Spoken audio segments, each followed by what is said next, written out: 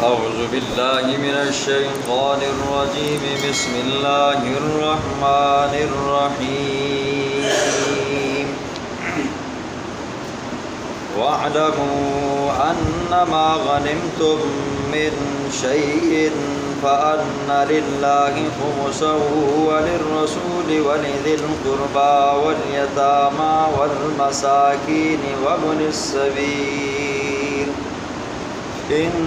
كنتم آمنتم بالله وما أنزلنا على عبدنا يوم الفرقان يوم التقى الجمعان والله على كل شيء قدير صدق الله العظيم۔ سورت کے شروع میں آپ نے سنا تھا مال غنیمت کی تقسیم کے اندر صحابہ کا اختلاف ہوا۔ کچھ صحابہ نے کہا کہ جو حضرات لڑے ہیں یہ ان کا حق ہے، کچھ صحابہ نے کہا نہیں، جو ساتھ آئے ہیں خدمت کی ہے ان کا بھی حق ہے۔ اختلاف ہوا تو صحابہ نے کہا اب لڑنے کی کیا ضرورت ہے، آپس میں اختلاف کرنے کی کیا ضرورت ہے جب ہمارے درمیان اللہ کا پیغمبر موجود ہے۔ حضور سے جا کر پوچھتے ہیں، حضور سے جا کر پوچھا تو اللہ نے فرمایا یسألونک عن الانفال، اجمالی طور پر وہاں پر اللہ نے جواب دیا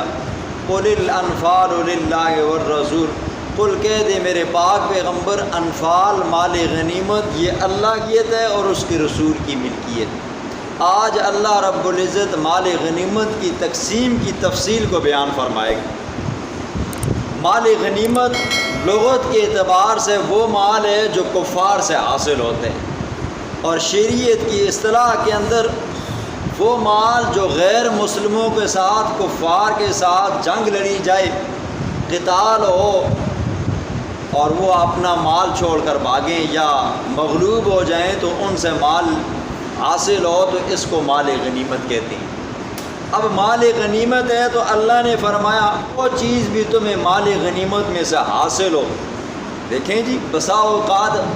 جنگ بڑی ہو ساز و سامان بھی زیادہ حاصل ہوتا ہے، بسا اوقات اس کے اندر چھوٹی موٹی چیزیں بھی ہوتی ہیں۔ تو اب مال غنیمت کے مال کا حکم یہ ہے کہ جب تک اس کی تقسیم نہ ہو اس میں سے ایک ذرہ، ایک دھاگا، ایک سوئی اٹھانا یہ کیا ہے جی حرام ہے۔ ویسے چوری بھی حرام ہے لیکن مال غنیمت کے اندر سے کوئی دھاگا تک اٹھانا یہ کیا ہے جی سب سے بڑا گناہ ہے اور یہ بہت حرام کام ہے۔ اور مال غنیمت کے بارے میں ایک بات یہ بھی سنیں، پچھلی امتوں کے اندر، پچھلے زمانوں کے اندر، پچھلے پیغمبروں کے زمانے کے اندر جب کفار کے ساتھ لڑائی ہوتی ایمان والوں کی نہ تو انہیں بھی مال ملتا تھا، مال غنیمت ملتی تھی۔ تو ان کی شریعت کے اندر یہ حکم تھا کہ سارے مال کو جمع کیا جاتا، جمع کرنے کے بعد ایک کھلے میدان میں رکھا جاتا اور آسمان سے بجلی آتی، آگ آتی تو اس مال کو کھا جاتی، تو پتہ چلتا کہ یہ جہاد کیا ہو گیا جی قبول ہو گیا، اگر نہ کھاتی تو معلوم ہوتا یہ جہاد قبول نہیں۔ تو اللہ کے پیغمبر کی جہاں پر اور خصوصیات ہیں وہاں پر ایک خصوصیت یہ بھی ہے کہ اللہ نے امت محمدیہ کے لیے مال غنیمت کو حلال قرار دیا۔ صرف حلال نہیں قرار دیا، اللہ کے پیغمبر نے فرمایا مال غنیمت تمام مالوں سے زیادہ پاکیزہ مال ہے۔ دیکھیں کہ ہم دکانداری کرتے ہیں یا کوئی چیز بیچتے ہیں، خریدتے ہیں، اس کے اندر یہ شک و شبہ آ سکتا ہے جی ہم نے دکاندار سے چیز لی، اس کو پیسے دیے، اس نے کچھ پیسے واپس کیے یا کسی کے ہم مزدوری کی، اب ہمیں پتہ نہیں ہوتا یہ اس بندے کی کمائی کیا ہے جی، حلال کیا ہے، حرام کیا ہے، مکروہ ہے، اس بندے نے کسی سے چوری کیے ہیں یہ پیسے یا ڈاکہ لیا ہے یا یہ ہے کہ ظلم کر کے لیے ہیں۔ تو یہاں پر کچھ نہ کچھ شکوک و شبہات آ جاتے ہیں، لیکن مال غنیمت ایسا مال ہے جو کفار کی ملکیت سے نکلتا ہے، ڈائریکٹ اللہ کی ملکیت میں جاتا ہے تو بندہ یہاں سے مالک ہوتا ہے، یہ سب سے زیادہ پاکیزہ مال ہے۔ پھر فرمایا ان للہ خمسہ، یہ مال غنیمت سارا کا سارا اس میں سے 5واں حصہ للہ اللہ کے لیے، وللرسول اور اس کے رسول کے لیے۔ دیکھیں جی، جب جنگ ہوتی ہے، کفار کے ساتھ لڑائی ہوتی ہے، تو حکم یہ ہے اس مال کو جمع کیا جائے گا، اس کے 5 حصے بنائے جائیں گے، 4 حصے مجاہدین کے اندر تقسیم کیے جائیں گے، 5واں حصہ اللہ اور اس کے رسول کے لیے۔ تو حضور صلی اللہ علیہ وسلم اپنے زمانے کے اندر بھی،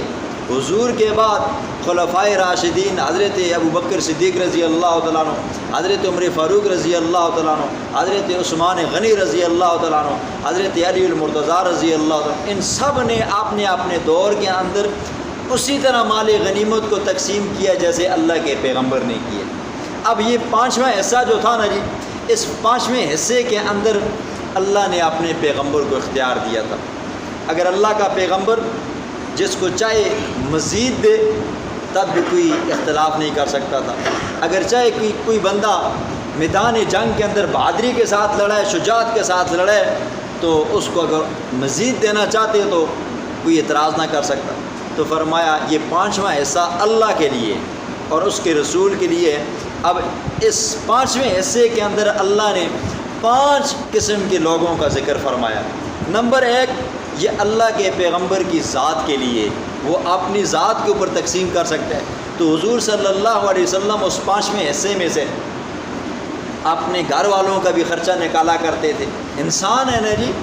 پیغمبر بھی بشر ہے، تو جس طرح عام انسان کی ضروریات ہیں، بیوی بچے ہیں، کھاتا پیتا ہے، تو اس طرح پیغمبر کی بھی کیا ہے جی، بیوی بچے ہیں جی، وہ بھی کھاتا پیتا ہے۔ تو اللہ کے پیغمبر اپنی گھر والیوں کا وہاں سے نفقہ نکالا کرتا تھا۔ پھر اس کے بعد دوسرا جو حق ہے وَلِذِي الْقُرْبَىٰ،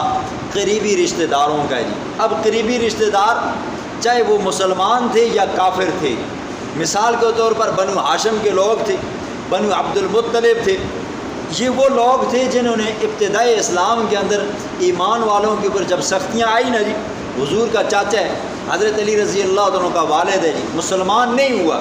لیکن حضور صلی اللہ علیہ وسلم کے ساتھ بڑی ہمدردیاں کی ہیں۔ حضور کا ایک اور چاچا ہے جی، حارث بن عبد المطلب، مسلمان نہیں ہوا، کافر تھا، لیکن حضور کے ساتھ ہمدردیاں تھیں۔ قریش نے جب قسمیں اٹھائی تھی نا جی کہ ایمان والوں کے ساتھ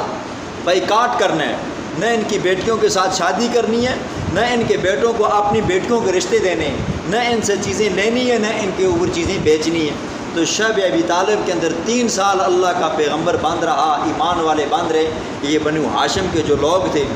اگرچہ ان میں سے کچھ ایسے تھے جو مسلمان نہیں تھے، لیکن ہمدردی کے طور پر، برادری کے طور پر، قومیت کے طور پر حضور کا انہوں نے ساتھ دیا۔ تو فرمایا اس خمس کے اندر وَلِذِي الْقُرْبَىٰ، میرے پاک پیغمبر اگر تیرے قریبی رشتہ داروں میں سے کوئی غریب ہے، وَلِذِي الْقُرْبَىٰ، محتاج ہے، تنگ دست ہے، آپ اس کو بھی دے سکتے ہو۔ تیسری نمبر پر آتا ہے وَالْيَتَامَىٰ، آپ کے زمانے کے اندر جو یتیم ہیں، بیوائیں عورتیں ہیں، آپ ان کو بھی دے سکتے ہو۔ اور والمساکین، مسکین کو بھی دے سکتے ہو۔ مسکین کس کو کہتے ہیں؟ مسکین وہ بندہ جس کے پاس کسی قسم کا نصاب نہ ہو، نہ اس کے پاس چاندی کا نصاب ہو، نہ اس کے پاس سونے کا نصاب ہو، نہ اس کے پاس نقدی کا نصاب ہو، نہ تجارت کا نصاب ہو، گھر کے اندر ضرورت سے زائد ایسی چیز نہ ہو کہ جس کو بیچا جائے اس کے 52.5 تولے کی چاندی کی مالیت بنتی ہو،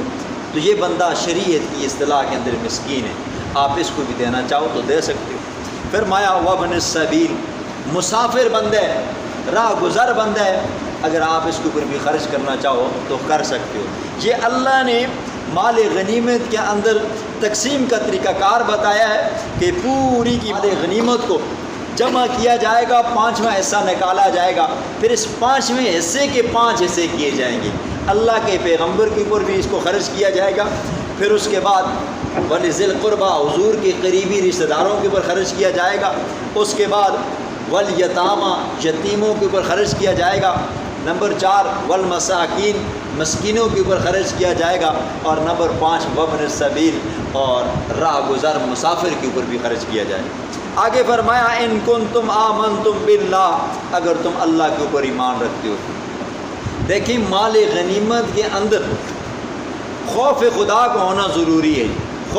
پہلے خوف خدا ہو، جس بندے کے اندر خوف خدا ہوگا تو وہ بندہ مال غنیمت کے اندر ہیرا پھیری نہیں کرے گا۔ تو آپ نے سنا ہے اللہ کے پیغمبر نے فرمایا جو بندہ مال غنیمت میں سے جو چیز اٹھائے گا دن قیامت کے وہ لے کر آئے گا۔ اور ایک مسلم کی روایت میں آتا ہے کہ جو بندہ مال غنیمت میں سے کوئی سوئی اٹھائے گا وہ بندہ یہ سمجھے کہ میں نے جہنم کا انگارہ اٹھا کر کھا لی ہے۔ وما انزلنا علی عبدنا، اور ہم نے اتارا اپنے بندے کے اوپر یوم الفرقان، فیصلے والے دن۔ کس کو اتارا؟ اللہ نے اپنے پیغمبر کے صحابہ کی مدد کے لیے 3000 فرشتوں کو اتارا، اور اتار کر اللہ نے اپنے پیغمبر کو اور ایمان والوں کو فتح نصیب فرمائی۔ یوم التقى الجمعان، اس دن کی جس دن کہ دو جماعتیں آپس میں ملیں گی، ایک کفار کی تھی اور ایک ایمان والوں کی تھی۔ اور واللہ علی کل شیء قدیر، اور اللہ ہر چیز کے اوپر قادر ہے۔ تعداد میں کم تھے، 313 تھے، اور وہاں پر کیا تھے جی؟ ہزاروں کے حساب سے تھے۔ یہاں پر کھانے پینے کے لیے چیزیں نہیں تھی جی، پہننے کے لیے کپڑے نہیں تھے، جوتے نہیں تھے، لیکن اسباب کے اوپر نظر نہیں تھی، صرف اللہ کے اوپر نظر تھی، مسبب الاسباب پر نظر تھی۔ مقابلے میں لیس تھے، اسلحہ ان کے پاس تھا، جدید قسم کا اسلحہ تھا، گھوڑے تھے، ہر چیز ان کے پاس تھی جس چیز کے ذریعے جنگ جیتی جا سکتی ہے۔ لیکن اللہ نے فرمایا یہ سامانوں سے، یہ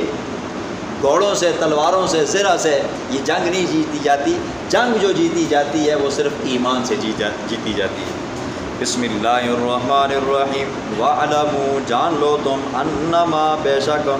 غنیم تم، جو بھی تم مال غنیمت حاصل کرو، من شیء کوئی بھی چیز ہو، فَأَنَّ لِلَّهِ اس کا حکم یہ ہے وہ سب سے پہلے اللہ کے لیے، خُمُسَهُ اس کا 5واں حصہ،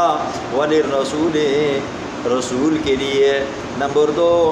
وَلِذِي الْقُرْبَى غریبی رشتہ داروں کے لیے، بنو ہاشم بنو عبد المطلب کے لیے، وَالْيَتَامَى اور ان میں سے جو فقیر اور غریب ہیں ان کے لیے ہے، وَالْمَسَاكِينَ اور مسکینوں کے لیے، وَابْنِ السَّبِيلِ اور مسافر کے لیے اگر وہ حاجت مند ہے، ان کنتم اگر ہو تم، آمنتم باللہ اللہ کے اوپر ایمان رکھنے والے، وما انزلنا اور وہ جو ہم نے نازل کی، علی عبدنا اپنے بندے کے اوپر، حضور صلی اللہ علیہ وسلم کے اوپر، یوم الفرقان فیصلے والے دن، یوم التقى الجمعان جس دن دو جماعتیں آپس میں ملی، واللہ علی کل شیء قدیر اور اللہ ہر چیز کے اوپر قادر ہے، جو چاہے جب چاہے جیسا چاہے کر سکتا ہے۔